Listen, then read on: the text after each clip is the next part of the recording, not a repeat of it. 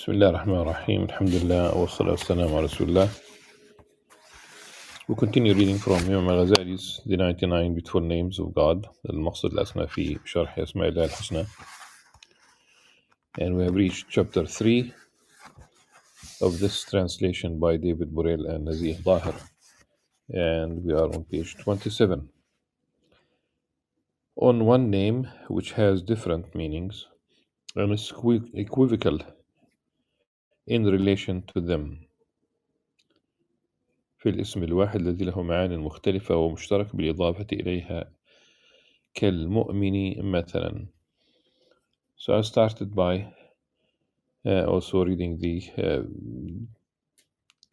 little bit more than the one line in Arabic, because in Arabic he starts with المؤمن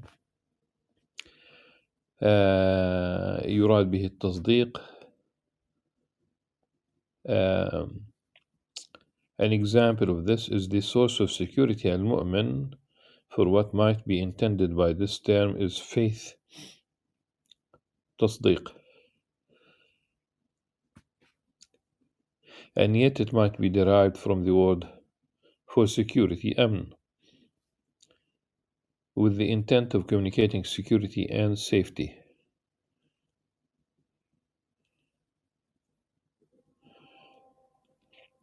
Okay, the only thing is basically the moment they had the translators adopted the source of security, probably they should have simply transliterated al-mu'min and continued with the same order in the Arabic, but that's not really a big deal.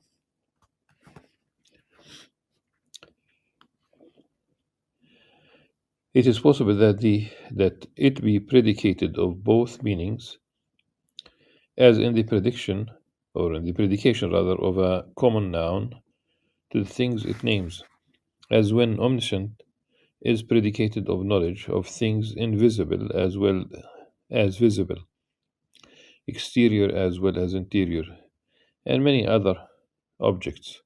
If this is be considered from a linguistic point of view, it is improbable that an equivocal term be predicated of all the things named as a common noun. For Arabs, use the term man, intending by it every single man. Everyone is included in everyone, every man, of course. That is what is to be common.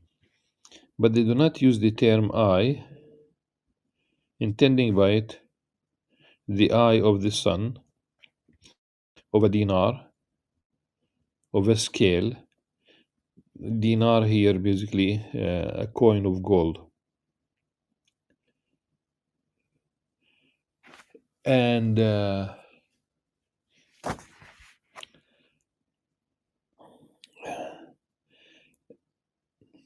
the moment the translator said, but they do not use the term eye, intending by it the eye of the sun,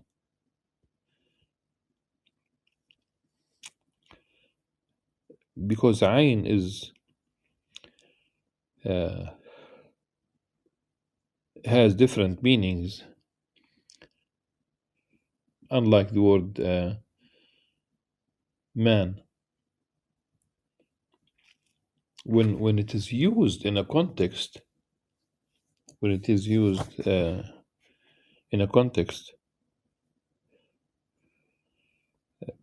does use one meaning in that context.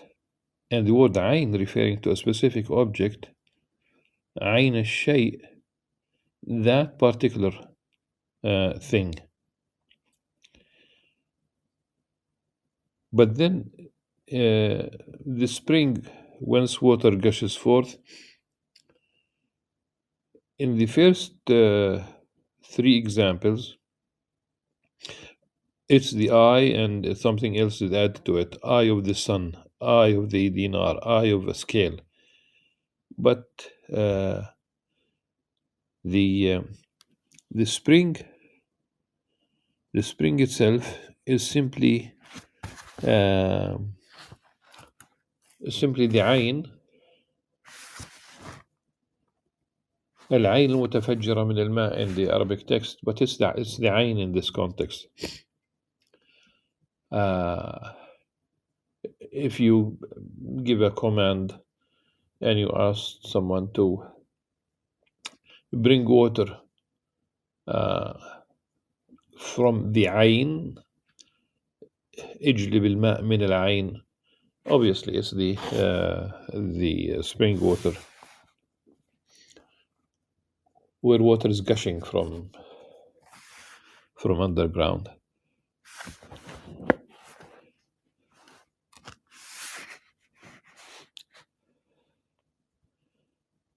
But all of these examples are about uh, shared meanings. It is followed by saying, as well as the eye by which an animal sees. We can add to this another meaning, which is not in the text. Ayn is also a spy. Ayn is also the notable. And hence you talk about a council of notables, for example.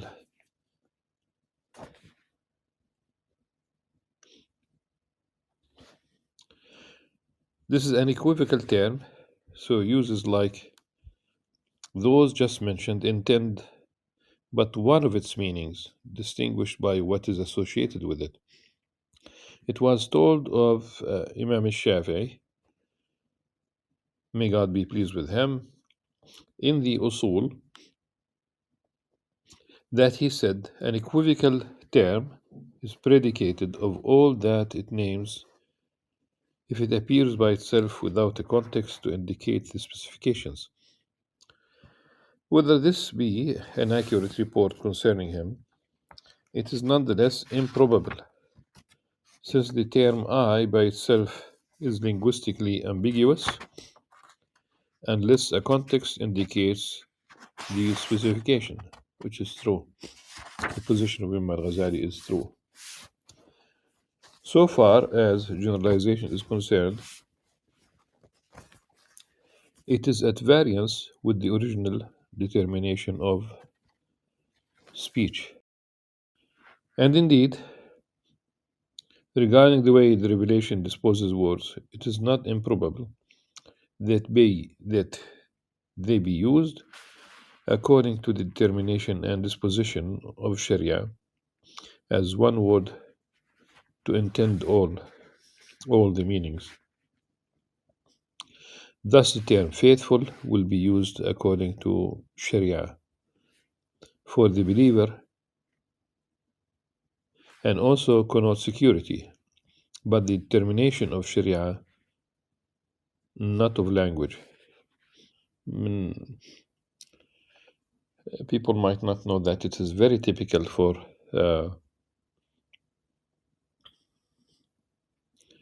papers, theses, dissertations books written in Arabic, when they deal with a specific term, a specific topic. The very beginning would include a discussion of لغة واصطلاحا. So the term, how it is used in language and how it is used by the Sharia.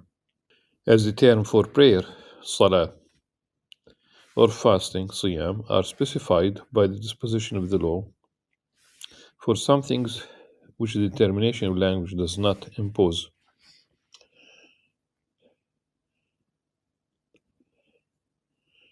The etymology of salah is about establishing a connection. We say Salat al-Arham, for example, which indicate good relations as it should be with siblings, for example. Culturally, they think that it is the females of the family, of the extended family, but really it's the males and the females. But then the Sharia uses the word salah for the most part. For it depends on the context also. For the formal prayers, the 5 daily prayers, for example. But this is not the case when we talk about the sending, the salah, the blessings upon the Prophet sallallahu alaihi wasallam.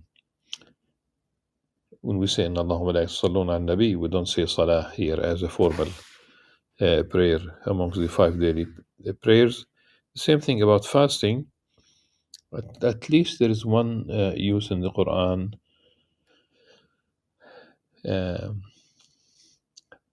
where Maryam alayhi salam, she had a pledge of silence, which is originally it's about abstinence. She abstained from talking to people, not all the time, of course. This is upon her return after she delivered, baby Jesus Christ, peace upon him. In Nadartu Rahman Sawma. So here we have it is the Shara, but pay attention that sometimes even the Shara uses more than one meaning. So as the terms for the prayer salah or fasting siyam are specified by the disposition of the law for some things which the determination of language does not impose. All this would be less conjectural were there proof for it, but there is no proof indicating that the Sharia has changed the disposition of words. In my view, this is Imam Al-Ghazali speaking, what is most probable is that they had not been changed, and some writers went too far when they said that if a single name from the names of Allah subhanahu wa ta'ala can sustain many meanings, such that reason does not indicate any absurdity among them, then is to be predicated of all of them as if it were a common noun. Certainly, there are some meanings whose closeness to each other is such as almost to resolve the differences in them to relationships, so that their ambiguity comes close to that of a common term. In such matters, a polysemy is more probable, as with the flawless as-salam, where it is possible that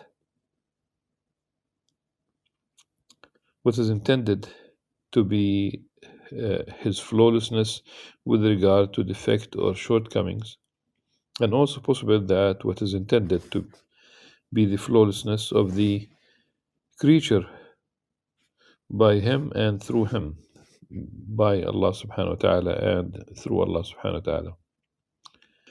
كالسلام فإنه يحتمل أن يكون المراد به سلامتهم العيب والنقص، ويحتمل أن يكون المراد به سلامة الخلق به ومنه. So this term and others like it are close to common nouns.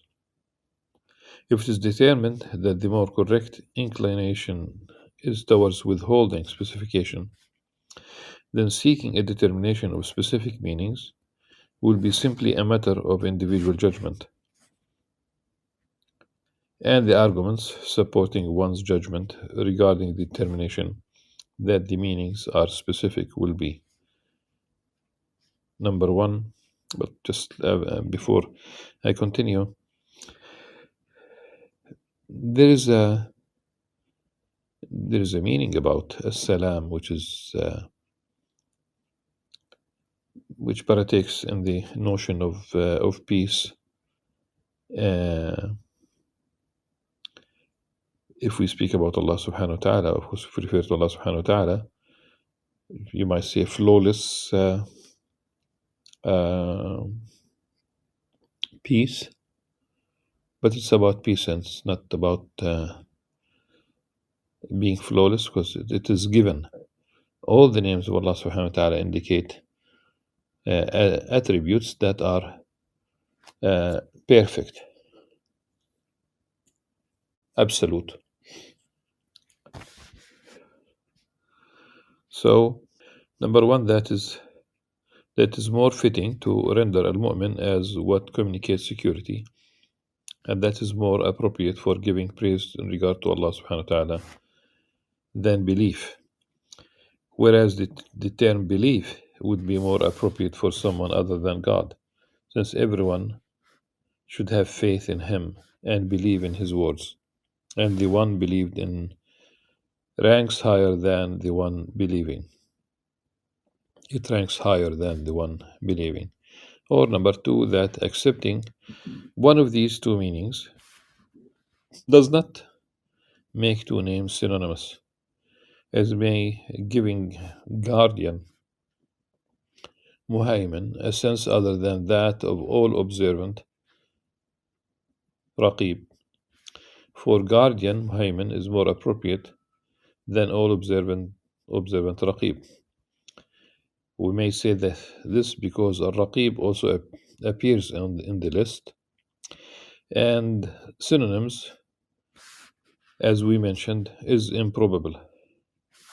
Or number three, one of the two meanings is more evident in customary usage and comes to people's understanding more swiftly because it is well known, or is more demonstrative of perfection and praise. These and similar considerations should be employed in explicating the names.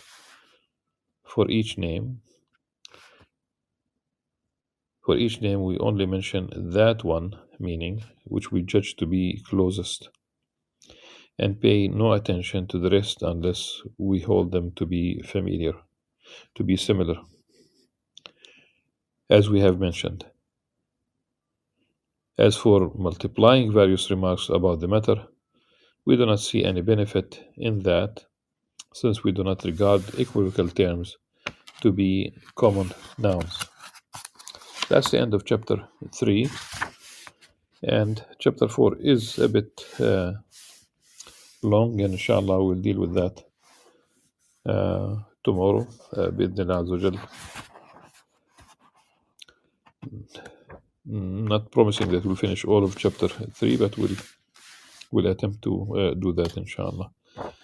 It will be on explaining how the perfection and happiness of man consists in conforming to the perfections of God Most High and in adorning himself with the meanings of his attributes and names insofar as this is conceivable for man.